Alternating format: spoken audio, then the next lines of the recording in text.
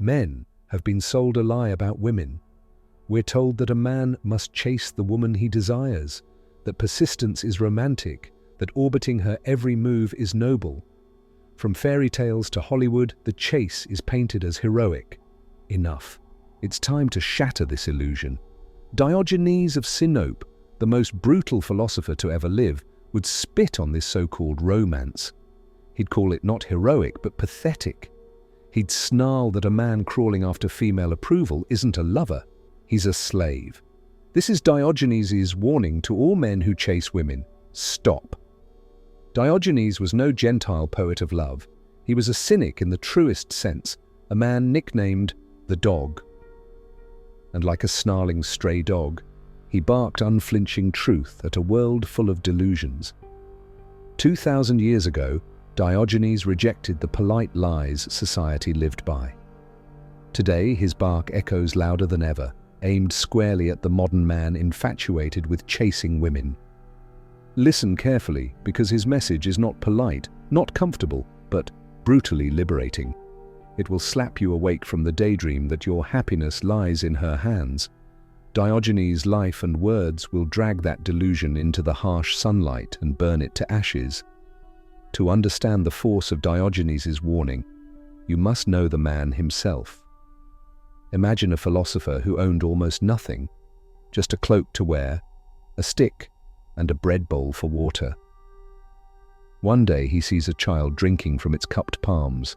Diogenes scoffs at himself and flings away his bowl, declaring, "A child has beaten me in plainness of living." He lived in a barrel on the streets of Athens, sleeping under porticos, eating scraps. Society called him mad. He answered, "It is not that I am mad. It is only that my head is different from yours."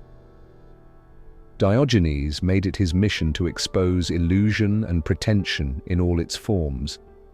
He prowled the marketplace at noon with a lit lamp, saying, "I am looking for an honest man." Honest, meaning a human untainted by lies. This was Diogenes, ragged, fearless, free. He cared nothing for wealth, nothing for status. When Alexander the Great, the most powerful man alive, came to meet him and asked if he desired any favor, Diogenes didn't even bother to stand up from sunbathing. He just waved a hand and coolly replied, "Yes, stand out of my light. Think about that." The conquering king offered him riches or power, and Diogenes asked only not to have his sunlight blocked. Alexander's soldiers were outraged at the disrespect, but Alexander himself admiringly said, "If I were not Alexander, I would be Diogenes." Even the young world conqueror envied the old beggar's freedom. Diogenes needed nothing from Alexander, just as he believed a man should need nothing from anyone. So what would this surly, self-sufficient philosopher say to you, the modern man chasing women's affection? In all likelihood, he'd laugh in your face. He'd see you sprucing up, putting on a nice act, spending your hard-earned money on dinners and gifts, all to make some woman smile at you, and he would pity you. Or worse, he'd call you a fool and a coward. Because Diogenes tore through desire and social approval like a dog ripping apart a plaything. He refused to be controlled by any external want, whether it be fine food, a roof over his head, or yes, even the attention of women. Diogenes' first target would be the romantic ideal itself, that syrupy story you've heard. Chase her, win her, and you'll be happy. Diogenes would roar with laughter at this. To him, romance as we know it is a shiny trap, an illusion.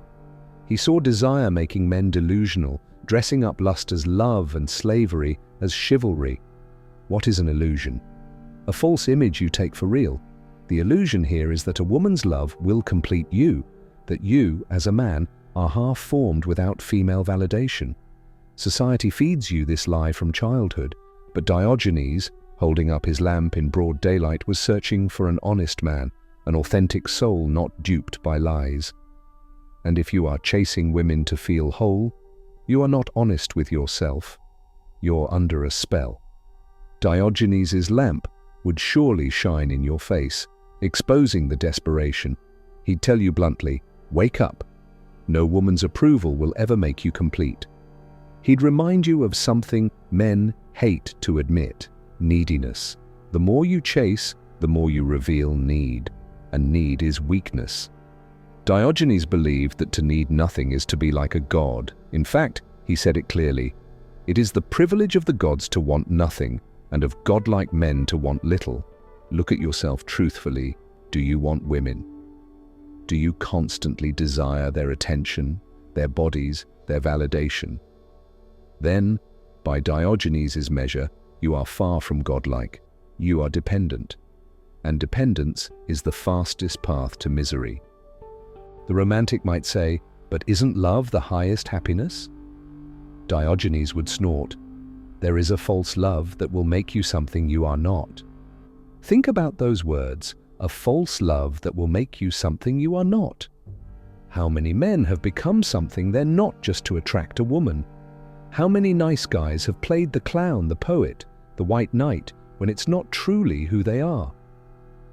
That is false love, a love of illusion, where you mold yourself into whatever you think she wants, losing your own essence in the process.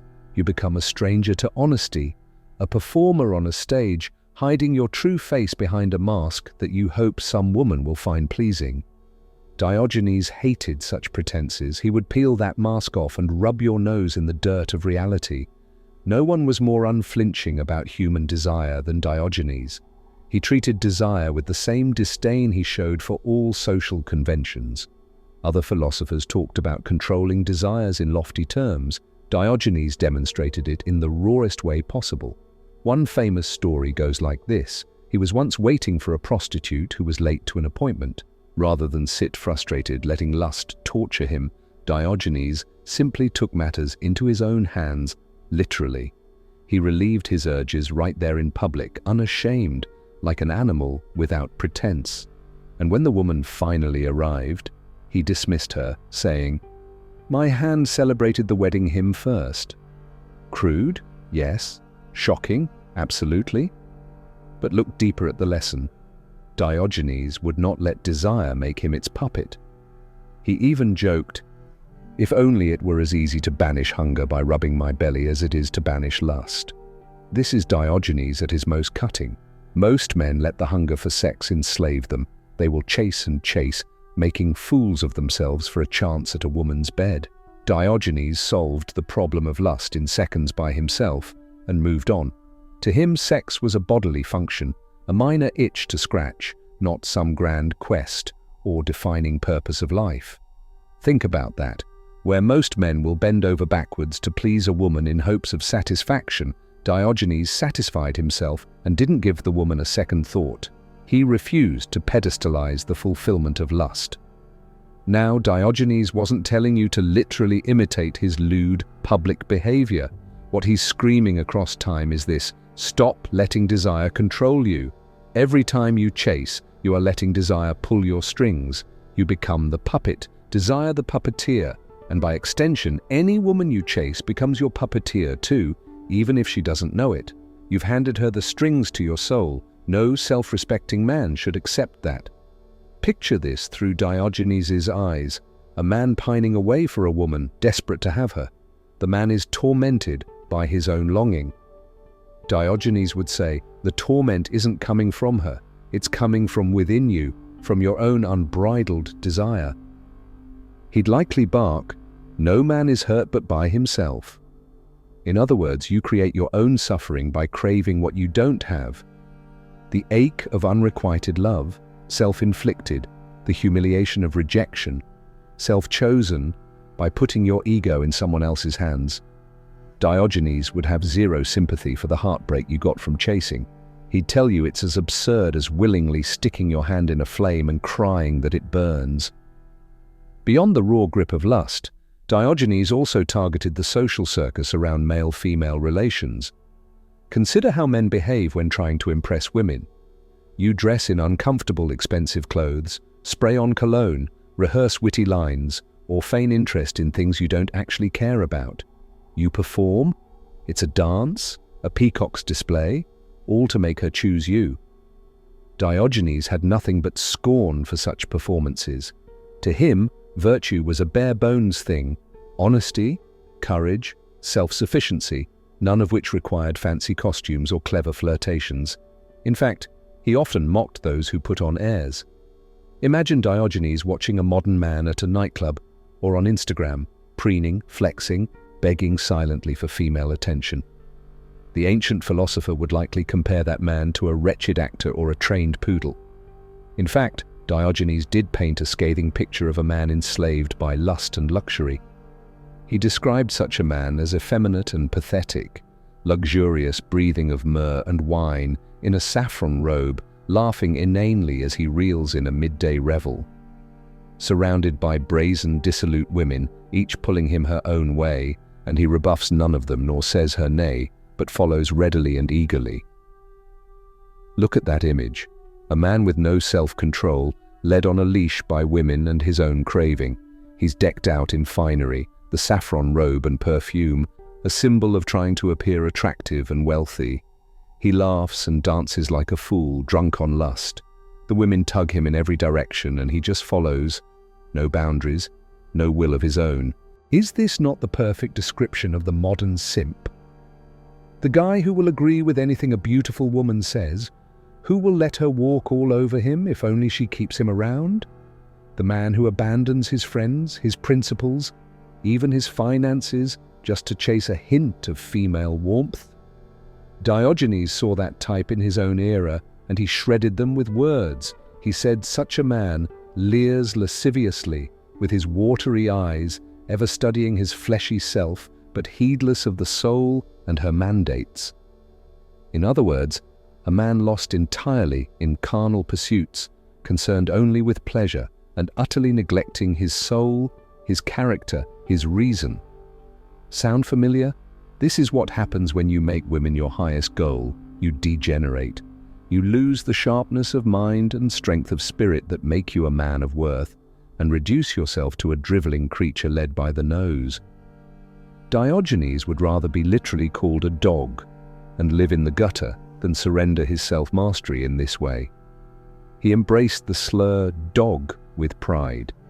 Other dogs bite their enemies, but I bite my friends to save them, he said, meaning his harsh words were a bite of true friendship to wake others up. Consider this script Diogenes biting you, the friend he wants to save. He's sinking his teeth into your complacency, growling, "Have you no dignity? Why prance and pant for her approval? Why trade your self-respect for a pat on the head? A dog at least gets a bone for his tricks. What are you getting? Scraps of attention, a few empty compliments, maybe at best a brief sexual encounter, and at worst, rejection and ridicule. Is it worth it?" Diogenes would urge you to stop performing and start living. A man who play acts for a woman's favor is not living his truth. He's living a lie to please others. That, to Diogenes, was a fate worse than death. He once spat in a rich man's face when that man prided himself on his ornate house, because in Diogenes' eyes, the only dirty spot in that house was the owner's vanity. Likewise, he'd spit, figuratively, on the vanity of a man who peacocks for women. The dirt isn't on the clothes or cologne, it's on the soul that has stooped to grovel. Diogenes did not stop at lust and vanity. He went further, to the very institutions of attachment, love, marriage, family. These are things society holds sacred. Most people assume that of course you should fall in love, of course you should eventually marry, settle down, have kids, that this is not just natural but necessary for a fulfilling life. Diogenes the Cynic dared to say no. He saw even these things as potential chains on a man's freedom, and he did not mince words about it. There's an account of a young man who came to Diogenes troubled and lovesick. He asked the philosopher for advice. We can imagine him, perhaps a respectable Athenian youth, agonizing over whether to pursue marriage with the girl he loves. The exchange that follows is like a bucket of cold water. Diogenes gives him the hard truth that cuts against everything the heart-struck youth felt. The young man asks, "Should I marry?" Diogenes shrugs and replies, "Marriage is too soon for a young man." The youth frowns, "So I should wait until I am older." Diogenes shakes his head. "Oh no, Marriage is far too late for an old man. Now the young man is confused. By this logic, there is no good time to marry. He pleads, "What am I to do then? I love the girl." And Diogenes delivers the blow. Love is a luxury no one can afford. It is for those who have nothing better to do. Let that sink in. Love, a luxury no one can afford. Diogenes isn't talking about genuine care or friendship. He's talking about that obsessive, eros-driven attachment that people call love when they're infatuated. He calls it a luxury, implying it's unnecessary, frivolous, and dangerously costly to your freedom. Only those with nothing better to fill their lives, he says, can indulge in it. If you have purpose, principles, meaningful work, you won't have room for this melodrama called love. It's a slap in the face of our romantic age, but Diogenes doesn't care. He's not here to sugarcoat your feelings. He's here to set you free from them. The young man, still not satisfied, asks, "What should we be doing then, if not pursuing love?" Diogenes' answer is immediate. Seeking freedom, but it is not possible to be free if you have a wife and children. There it is, the Cynic's creed, freedom first. If anything in life jeopardizes your freedom, question it. And what is marriage and family to Diogenes? Shackles. The youth protests, but having a wife and family is so agreeable, so sweet. Diogenes gives a knowing half smile and says, "Then you see the problem, young man. Freedom would not be so difficult to attain were prison not so sweet." Diogenes calls the comforts of domestic life a sweet prison. A man may enjoy the warmth of a wife, the affection of children, the stability of a home. These things are sweet indeed. But that sweetness makes the chains invisible. You grow attached, dependent. You can no longer wander the world free like Diogenes with nothing but a cloak. You have responsibilities, duties to others. In short, you're no longer living solely for yourself or in accordance with your own mind. Your will must accommodate wife and offspring. Your time and resources are no longer yours alone. To Diogenes, whose highest virtue was self-sufficiency, this was an unacceptable trade. The youth finally begins to understand and asks softly, "You mean to be free is to be alone?" Diogenes replies, "We come into the world alone, and we die alone. Why, in life, should we be any less alone?" In saying this, he isn't condemning all companionship. He had friends, he valued camaraderie, but he's driving home a harsh reality. Your life began as yours alone, and it will end as yours alone. Chasing constant togetherness or trying to fuse your life with someone else's can be a denial of this truth. A man must learn to stand alone, to not fear solitude. Diogenes actually embraced solitude. He walked his path utterly unconcerned with who approved or who accompanied him. The young man, perhaps with a sigh, says, "To live then is terrible." Diogenes immediately corrects him. No, not to live, but to live in chains. That is terrible. A life in chains, no matter how gilded. A man chained by obligation, chained by infatuation, chained by need. That is a man who might as well be dead in Diogenes' eyes. To live in chains is to not live at all. And chasing women, yearning for love, binding yourself to one person for life, these, to Diogenes, were voluntary chains that men foolishly clasp onto their own wrists. His warning is brutally clear. Don't forge your own chains. Don't willingly give up your freedom for the sweet prison of romance and domesticity. Diogenes' philosophy, especially as it concerns men and women, is savage. It tears down everything soft and comforting and leaves you with a stark choice: freedom or bondage. Most men today choose bondage without even realizing it, because the chains are dressed up in pretty words: love, partnership, intimacy. Diogenes saw through those words. He demands that you see the trade-off. Every hour you spend chasing her, every compromise you make to please her, every dream you postpone for her sake. You are trading pieces of your soul for something that might be an illusion. Does this mean hate women? No. Diogenes wasn't a woman hater, he was a delusion hater. Women are human beings like men, subject to folly and vice, and yes, capable of wisdom too. What he attacks is the pedestal we place women on and the power over us we grant them through our desire. He's warning you, do not depend on them, do not live your life dancing to the tune of winning their favor. Respect yourself first, make freedom your non-negotiable value. Then, and only then, could you actually engage with a woman without losing yourself. Ironically, by not needing women, you become more attractive, but that's beside the point. The point is sovereignty. A sovereign man might enjoy a woman's company, but he doesn't chase it. He might love, but he loves as a free man, which means if the love goes, he remains whole. He will walk away if his principles are compromised. He will not kneel. Diogenes exemplified this sovereignty to an extreme. He literally had nothing and needed no one's permission to live as he pleased. He answered to no king, no public opinion, and certainly to no lover. That is why Alexander admired him. That is why we remember him. He was untamed. So ask yourself, are you a sovereign man, or are you a man in chains? Be brutally honest. If you cannot go a week, a month, a year without female validation and still feel secure in yourself, you have chains. If you shape your personality and pursuits to appeal to women, you wear chains. If the idea of being alone terrifies you, those chains are wrapped tight. Diogenes would have you rip them off no matter the cost. The process will be savage. It means killing the desperate romantic in you, strangling that part that seeks external warmth like a child clutching a blanket. But what emerges from that will be an independent man who can look in the mirror with pride, no matter who sleeps or doesn't sleep beside him.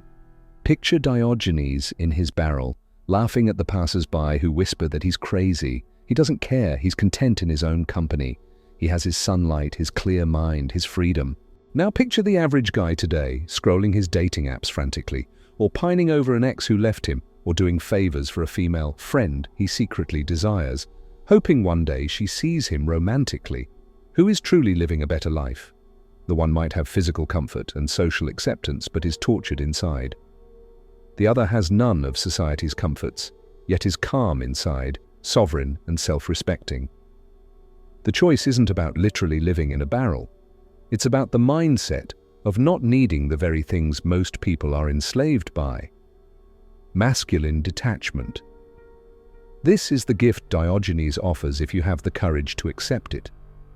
Detachment doesn't mean abstaining from all interaction or pleasure. It means you don't cling.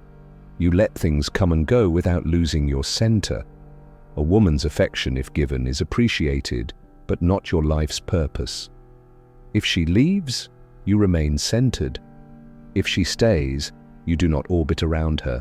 You both orbit something higher, like virtue or truth.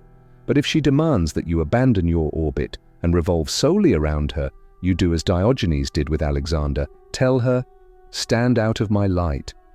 You do not let anyone block your sun, the inner light that guides you. No lust, no love, no promise of companionship should eclipse your self-sovereignty. Diogenes once declared, young men not ought to marry yet, and old men never ought to marry at all. It was his uncompromising stance that a man is wisest when he remains free of the entanglements that others rush into. This isn't a commandment for everyone to literally stay single forever. It's a challenge to re-examine what you've been taught. Society says a man must chase women, marry, settle, or else he's incomplete. Diogenes says a man who believes that is living in chains of convention and desire. The warning he issued is harsh medicine. Chasing women will not lead to fulfillment. It leads to folly and frustration. The more you chase, the more you surrender control. Diogenes warns that you will wake up one day and realize you've wasted years dancing like a puppet, only to find the love you pursued was a mirage, or worse, that you lost yourself along the way. But in that harsh warning is a liberating truth. You don't have to chase anymore. You can choose to step out of the pointless race. You can choose to be whole without anyone else. The moment you do, you break the spell. You transform from a begging dog at the table to a wolf on the hill, untamed, self-reliant. And here's the paradox. Only when you stop needing her do you become truly attractive, because you emanate power and peace. But even if it doesn't attract anyone, you won't care, and that is the ultimate freedom. Diogenes lived that freedom to its extreme, and his life shouts to us, live on your own terms, do not seek permission, do not seek validation. Whether the world crowns you or crucifies you, stay true to yourself. The man who is okay being alone can never be controlled. The man who isn't desperate for sex or love cannot be bought or blackmailed by those pleasures. He is sovereign. This sovereignty is savage by normal standards. It may mean walking away from situations that everyone else covets. It may mean you upset people who expected you to play along in the grand dance of courtship and conformity. So be it. Better to be a lone lion than a well-kept sheep.